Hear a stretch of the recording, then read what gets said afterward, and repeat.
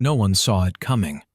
When a public clash about faith and leadership erupted on national television, one man's response didn't involve shouting or political maneuvering. It came from an ancient book, delivering a line so profound it made an entire auditorium go completely still. The air itself seemed to change in that moment, shifting from the charged atmosphere of political theater to something more solemn, more timeless. The tension in the Phoenix Civic Center was a physical thing you could feel through the screen. Every polished seat, from the floor to the highest balcony, held someone whose emotions were running high. This wasn't just another campaign stop or political debate. It was a cultural flashpoint being broadcast live into millions of homes across America. The cameras captured every detail. The nervous glances between reporters in the press section, the way security personnel stood just a little more rigidly, the divided crowd that seemed to hold its collective breath. On one side of the stage sat the former president, a figure of measured calm, whose very posture seemed designed to lower the room's temperature. He leaned back in his chair, shoulders relaxed, hands resting easily in his lap. His eyes moved deliberately across the audience as if he were already in conversation with them, already listening to what they hadn't said yet. Those who had followed his career recognized this stillness. It wasn't passivity, but rather a deep, practiced composure honed over decades in the public eye. On the other side sat the current leader, leaning forward as if the chair couldn't contain his energy. His hands moved in sharp gestures even when he wasn't speaking, and his eyes scanned the crowd like a strategist assessing a battlefield. Where his opponent radiated calm, he projected intensity, a coiled spring ready to release. The contrast between them wasn't merely political. It was psychological, temperamental, almost elemental. The moderator, a seasoned journalist who had covered politics for 3 decades, sensed the historic weight of the evening. He adjusted his microphone and looked from one man to the other, knowing that whatever happened in the next 90 minutes would be analyzed, dissected, and remembered. He didn't waste time with pleasantries. "Tonight," he began, his voice carrying through the suddenly quiet hall, "the nation watches 2 leaders who have shaped America in profoundly different ways. But beyond policies and legislation, the question many Americans carry in their hearts is about character, about the moral foundation that guides leadership when the cameras are off and the difficult decisions must be made." He turned slightly. "Mr. President, what would you say to the man seated across from you about values and moral leadership?" The reply came swiftly, sharp as a blade. "I'll be direct with the American people," the seated leader said, his voice cutting through the expectant silence with practiced precision. "You cannot guide a great nation if your core values are in doubt. You cannot ask people to follow you if the foundation of your moral compass has always been questionable." He paused, letting the accusation hang in the air. "And there have always been questions. Serious questions." A wave of noise, part cheers, part jeers, swept through the crowd like a sudden storm. On one side, supporters leapt to their feet, their applause thunderous and defiant. On the other, people sat frozen, some with mouths slightly open as if physically struck by the bluntness of the attack. In living rooms from Portland to Pensacola, families leaned closer to their televisions. This wasn't the careful diplomatic language of politics as usual. This was personal, visceral, raw. The accusation hung in the air, heavy and deliberate as a verdict. All eyes in the auditorium, and millions more through camera lenses, shifted to the other man. He didn't flinch. He didn't reach for his microphone. He didn't even change his breathing pattern. He simply waited, watching the reaction ripple through the crowd, letting the chaos rise to its peak and then begin its natural descent back towards silence. That waiting, that profound patience, was his first weapon. When the room had quieted enough that individual voices could be distinguished again, when the tension had built to an almost unbearable pitch, he finally leaned forward. His movement was smooth, unhurried. His voice, when it came, was a steady, low contrast to the sharpness that had preceded it. "We're all here tonight," he began, "because we care deeply for this nation and its future. We see different paths forward, different solutions to our challenges." He paused, making eye contact with various sections of the audience. And leadership in such moments, it isn't about who wins the loudest argument or delivers the most biting critique. It's about who you are when the arena goes quiet, when the crowd disperses, when you're alone with the consequences of your decisions. The words landed with a gravity that seemed to change the air in the room. They weren't defensive or aggressive. They were declarative, grounded in a philosophy of leadership that seemed almost foreign in that hyper-charged atmosphere. A woman in the third row nodded slowly, her earlier tense posture softening slightly. A young man near the aisle who had been shouting earlier now listened, his arms still crossed, but his expression more thoughtful. But his opponent wasn't finished, not even close. "That sounds very polished," came the retort, a dismissive hand wave punctuating the air between them. "Very rehearsed. But let's speak plainly to the American people watching at home." He leaned further forward, gripping his microphone as if it were a weapon. "People question your principles. They question what you truly stand for when the speeches are over. I've heard it everywhere. In diners, at factories, on farms. True values, the kind rooted in scripture and tradition, in the bedrock of what built this country. They're absent, noticeably absent." The chamber erupted again into competing chants and shouts. "Tell the truth!" someone yelled from the Trump section. "Let him speak!" came the counter from Obama supporters.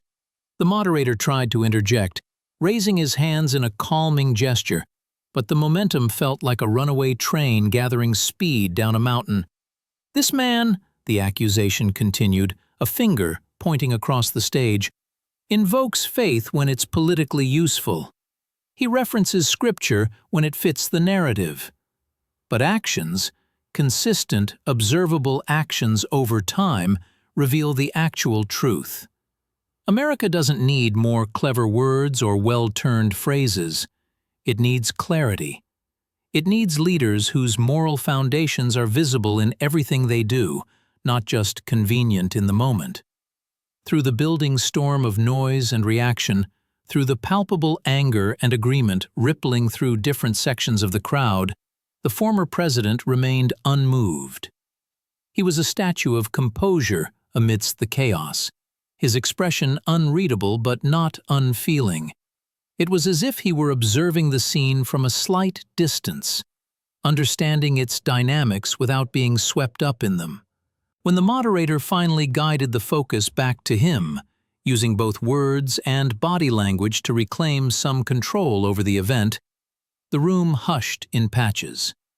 People sensed a pivot coming, a shift in the energy. They leaned forward in their seats, smartphones forgotten in laps, drinks held but not sipped. He began not with a counter-argument, but with gratitude. He thanked the people of Phoenix for showing up, for engaging in the messy but essential work of democracy. He acknowledged the gravity of the questions being asked. And then, only then, did he address the core challenge that had been laid before him. "You ask about my morals, about my guiding light," he said, his voice maintaining that same, even, thoughtful tone. "I've never claimed perfection, not in my personal life, not in my leadership. Anyone who promises you perfection in governance is not telling you the truth. Leadership begins with intention. What do you intend to do with power? Who do you intend to serve? He paused, allowing the question to resonate. My intention was shaped long before I entered politics. It was shaped by my mother, who showed me through relentless example what kindness looks like even when life isn't kind in return. It was shaped by my grandparents in Hawaii, who worked with quiet dignity every single day without expecting recognition or reward. And yes, he said, his voice firming slightly, it was shaped by Scripture, by the wisdom contained in ancient texts that have guided millions through darkness across centuries. He let that admission settle over the room. There are truths in those texts that speak to every human heart, regardless of creed or background. Truths about compassion, about justice, about our responsibility to one another. Those truths became part of my moral compass long before I ever imagined standing on a stage like this. Oh, here we go. The interruption came, dripping with a sarcasm that drew scattered laughs from his supporters. A sermon. Listen, you had 8 years to show those values in action. 8 years.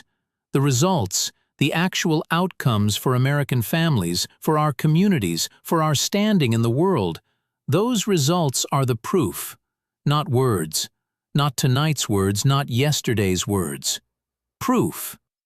Instead of taking the bait, instead of matching the sarcastic tone or rising to the confrontation, the man merely nodded, as if acknowledging a point in a thoughtful discussion. When your character is attacked, he continued, his eyes moving across the diverse faces in the crowd, the easy path, the instinctive path, is to mirror the anger, to return insult for insult, to fight fire with fire. He shook his head slightly. But the harder path, the more necessary one for anyone who would truly lead, is to look steadily at your actions, at the choices you made when no one was watching, at the people you helped who could do nothing for you in return. Leadership, he said, his voice dropping to a more intimate register, is ultimately measured in the quiet impact on individual lives, not in the volume of debate hall applause. A swell of support echoed through his section of the audience, but he gently raised a hand, not for silence, but for moderation. The gesture itself was telling. He was controlling not just his own responses, but the emotional temperature of the entire exchange. My faith, he said, returning to the personal, is a compass. It doesn't guarantee I never get lost, but it gives me a direction to return to. It guided me to make decisions I believed were right, even when they were difficult, even when they cost me politically, even when people I respected disagreed with me. The sincerity in his voice was palpable, threading through the room and touching even some who had entered the hall deeply skeptical of him. He hadn't raised his voice once. He hadn't interrupted. He hadn't gestured dramatically. And yet, through sheer consistency of tone and substance, he had begun to reframe the entire conversation from one about his personal morality to one about the nature of moral leadership itself.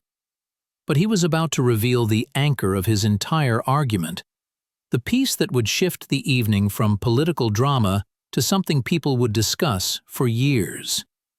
He leaned in, elbows resting on his knees, bringing the microphone close to his lips. The last whispers in the hall died out. The coughs, the rustling of programs, the shifting in seats, all ceased. There's a particular passage I return to in moments of doubt or difficulty, he said, his tone becoming more intimate, almost conversational, as if he were sharing a personal secret with friends. It's a reminder, a stark one, of what real strength looks like. Not physical strength or political strength, but moral strength. And I believe it's relevant for every single one of us here tonight, regardless of who we voted for or what signs we carried outside. Heat looked directly into the main camera, a deliberate choice that connected him not just with the 1,000 people in the room, but with the millions watching at home. It was as if he were bypassing the political theater entirely and speaking person to America. The silence became absolute, profound. You could hear the faint hum of the lighting grid, the almost imperceptible sound of fabric against fabric as someone shifted position. In that vast space, designed to hold and amplify sound, the quiet was itself a presence. Then he spoke the words, clear, unadorned, without dramatic emphasis or theatrical delivery, just the words offered plainly. The Book of Proverbs teaches, "Integrity guides the upright, but the treacherous are ruined by their deceit." For a long, stretched moment that felt much longer than it was, nothing happened. The verse simply existed in the air between them all, the two men on stage, the divided audience, the millions at home. Its meaning, its stark contrast to the personal accusations that had filled the previous hour, its timeless judgment on the very nature of the conflict being enacted, all of it settled over the room like a mist. Then, like a dam breaking, the reaction came. Not all at once, but in a wave that started with a few individuals who began to clap, slowly at first, then with growing conviction. Others joined, not just his supporters, but people in the middle sections who had been quiet throughout. The applause built, deepened, became a standing ovation from large sections of the crowd. It wasn't the wild cheering of partisan triumph, it was something more profound, a recognition of something true, something that transcended the political moment. Kepler in living rooms across the country, people sat up straighter. In a Chicago apartment, a retired teacher whispered, "My God, he went there." In a Texas diner, two truckers who had been arguing about politics minutes earlier fell silent, one slowly nodding. On social media, which had been tracking the event with live commentary, posts shifted from analysis of who's winning to the verse itself, people looking it up, posting it, asking what it really meant. Reaction on the opposing stage was unmistakable, and captured perfectly by a camera that had zoomed in at just the right moment. A forced blink, as if clearing something from the eye. A subtle tightening of the jaw muscle, a slight adjustment in posture. It wasn't a dramatic reaction, but in the context of that man's typically unflappable public persona, it spoke volumes. The verse had landed exactly where it was aimed, not as a political counterpunch, but as a moral repositioning of the entire debate. When the noise finally subsided, and it took nearly a full minute, the former president finished his thought. "Integrity," he said, the words standing alone for a moment. "Integrity is what guides us. Not ego, not anger, not the desire to win at any cost. When a leader forgets that, when service to others becomes service to self, we all lose our way. The nation loses its way." He turned slightly, not fully toward his opponent, but enough to include him in the address. "You asked about my morals. That is my answer. These words have been my compass through difficult nights and difficult decisions. They are older than us, from a time before our nation existed, and they will outlast us, speaking truth to power long after our names are footnotes in history books." The attempted rebuttal that followed felt thin, almost obligatory. Quoting a single line doesn't make you a saint. We've all seen the record. The American people remember. But the energy in the room had fundamentally shifted. The verse had done its work, cutting deeper than any policy debate or personal attack could. It had moved the conversation from the political to the philosophical, from the personal to the universal. Blitz, the moderator, sensing the turn, expertly moved the event forward to audience questions. But everyone present, on stage, in the hall, watching at home, knew the story was already writing itself. The evening would be remembered not for the policy differences aired, not for the political theater, but for those 30 seconds when ancient wisdom entered a modern political conflict and changed its very nature. Clips were viral. News chyrons flashed variations of "Scriptural response stuns town hall" and "Bible verse reframes morality debate." Social media fractured into analysis, admiration, and criticism. But significantly, much of the discussion was about the verse itself, its meaning, its application, its relevance. Commentators who rarely agreed on anything found common ground in analyzing why that particular moment had resonated so deeply. The exchange became a case study in contrasts, between noise and stillness, between accusation and principle, between modern political combat and timeless moral inquiry. The man who spoke the verse hadn't won a debate in the conventional sense. He had done something more profound. He had reframed the entire conversation, lifting it from the plane of personal attack to the plane of enduring principle. He had offered, in real time, a masterclass in a different kind of strength, the strength that comes not from dominating others, but from being anchored in something beyond the momentary conflict. In the days that followed, the moment would be analyzed by linguists studying its rhetorical power, by theologians discussing its scriptural context, by psychologists examining why such moments resonate across political divides. But for the millions who watched it live, its power was simpler and more direct.